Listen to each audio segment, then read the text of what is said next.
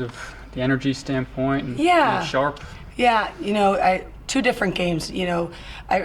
Obviously Central Michigan, let us open up, and Morehead State was definitely restraining a little bit and keeping it compact. So I definitely think the energy could have been better in the first half. I do think Morehead State tried to disrupt us a little bit, but I credit the girls. They figured it out and they finally finished one. Undefeated season so far. Do you ever think about that, or do you try not make that sort of a distraction? No, we just kind of stick on the goals we had preseason and the little things that we know we need to keep build upon. So, obviously, it's way too early for that, but obviously we got a big weekend coming up. You kept Morehead State off the boards quite a lot, even though you were up 2-0. Can you explain that a little bit?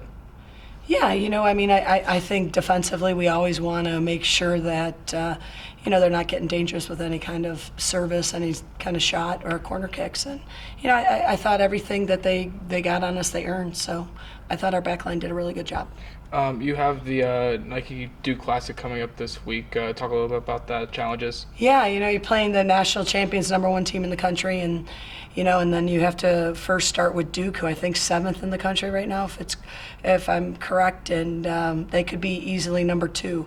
So we know this is quite the weekend, and this is a Final Four weekend. I mean, you got 2 Final Four teams that we have to play.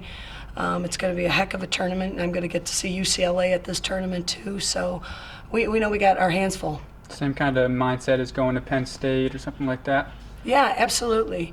This is exactly why, we put ourselves in this position. Fridays, Sundays are tough, but women's soccer, this is what we got to battle, that quick turnaround. But that's tournament play, that's conference play, and we're just trying to prepare ourselves.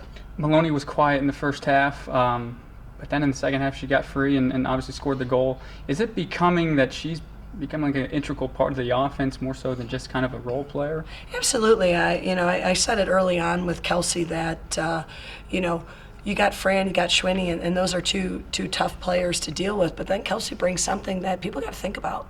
So I'm really proud of the way Kelsey is really handling this year and coming kind of within her own. And you never want to compare players. You want them to be creative, especially in the attack, be themselves, be you kind of mentality. And, Kelsey is finishing some critical moments for us.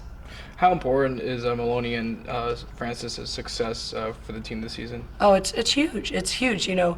You don't need a scouting report to know that Francis Silva's a good player. You need a scouting report to know that Kate Schwindel's a good player. So the balance of what Kelsey brings is huge for us.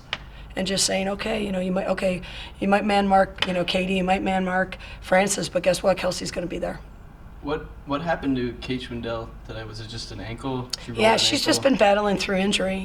We early on our first scrimmage of the year, she went down with an injury. So that's just something where she just keeps battling. Yeah, because she got taken down hard, kind of walked it off, and then hit her again, and that was it. She walked on out. But she started the second half, so she was obviously okay. Yeah, she's from Jersey. She's tough.